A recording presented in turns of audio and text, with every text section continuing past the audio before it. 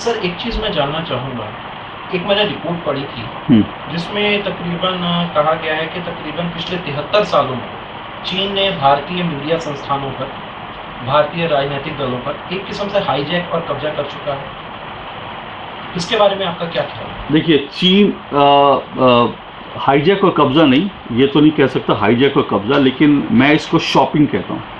मैंने इसके ऊपर लिखा भी था कि चीन किस तरह से दुनिया भर में पत्रकारों की शॉपिंग करता है।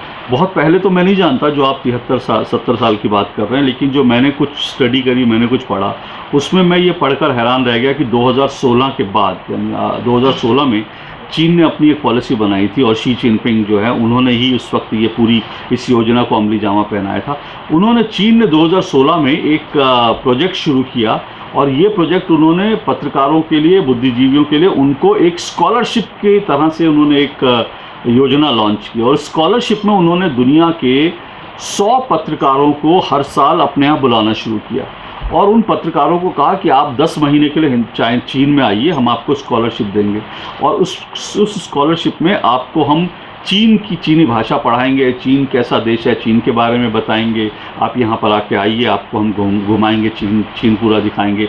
और इसमें स्कॉलरशिप में क्या होता था, लगभग भारतीय रुपए के हिसाब से, आज क्या है मैं नहीं जानता, लेकिन भारतीय रुपए के हिसाब से 50,000 रुपये उसमें स्टाइपेंड मिलता है पत्रकार को। यानी फ़र्ज़ कीजिए कि अगर मुझे चीनी सरकार एक स्कॉलरशिप पे बुलाती है और मैं चीन जाता हूँ 10 महीने के लिए, तो मैं जो डीडी में काम कर रहा हूँ वो मेरी सैलरी जो है वो मेरी सैलरी मेरे अकाउंट में आती रहेगी। लेकिन जिन 10 महीने मैं चीन में रहूँगा, उन 10 महीने चीन मुझे 50,000 रुपया महीना देगा और इसके अलावा मुझे वहाँ पर वो रहने का, खाने का, मेरे लिए मुझे एक 2 बेडरूम अपार्टमेंट दिया जाएगा रहने के लिए या किसी 5 स्टार होटल में, खाना, रहना, खाना सब फ्री और मुझे घुमाया जाएगा, वहाँ पे चीन दिखाया जाएगा। और जब मैं वापस आऊँगा, और ये खबर पहले भी आई थी, जब भी चीन में इस तरह के पत्रकार जाते हैं तो वो उनको महंगे उनके गिफ्ट पैक जो हैं बड़े होते हैं, उसमें लैपटॉप, उसमें मोबाइल महंगे ये सब चीज़ें दिए जाते हैं। तो 10 महीने के लिए आप वहाँ पर रहोगे, उनकी खातिरदारी आप वो करोगे, वो आपको पैसा भी देगा, उसके बाद गिफ्ट देगा, आपको भेज देगा। तो इस तरह से चीन शॉपिंग करता है। तो अब आप देखिए कि जब चीन इस तरह की चीज़ें करता है तो क्यों करता है, उसके पीछे भाव क्या है?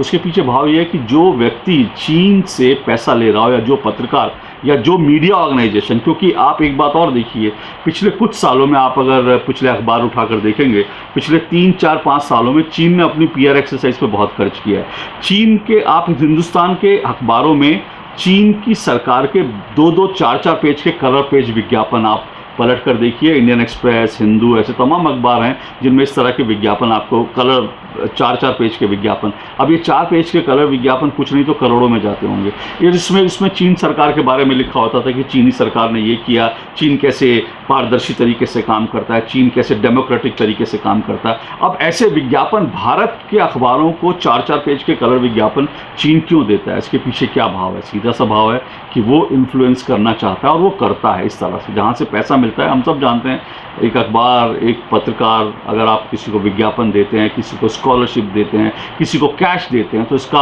आपकी रिपोर्टिंग पे क्या फ़र्क पड़ता है। और सिर्फ इतना ही नहीं, अभी ये तो इसमें ये जो पूरा प्रोग्राम था, मैंने बताया 100 पत्रकारों को, इसमें दुनिया भर के पत्रकारों को बुलाता है और भारत के कई मीडिया संस्थान हैं जिनके पत्रकार ये स्कॉलरशिप, ये जो करने के लिए, ये प्रोग्राम करने के लिए चीन जा चुके हैं।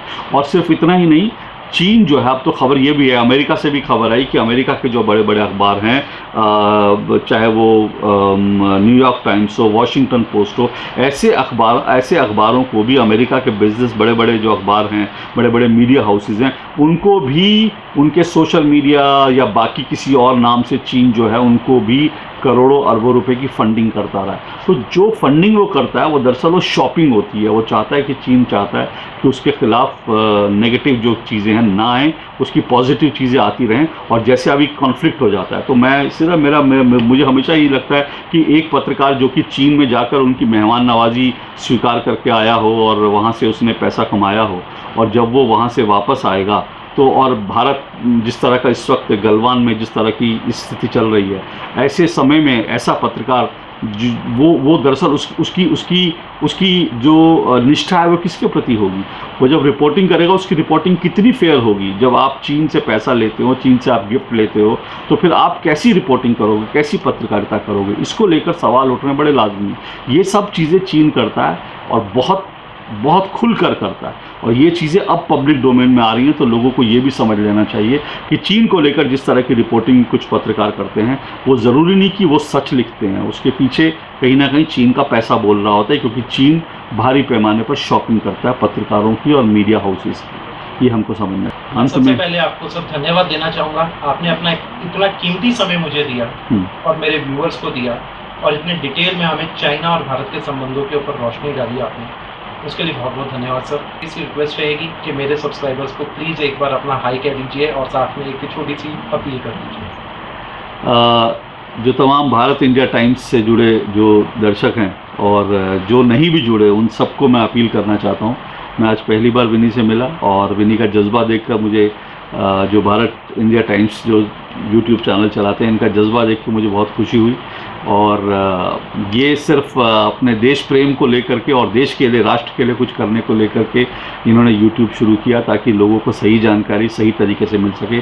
तो मुझे लगता है कि आपकी भी जिम्मेदारी है कि आप इनसे जुड़ें, और आप ये जो भारत इंडिया टाइम्स चैनल है, आप इसको सब्सक्राइब करें, इसको लाइक करें, और भारी मात्रा में आप इसके साथ जुड़ें, ये मैं आप सबसे अपील करता हूँ। Thank you sir, thank you very much.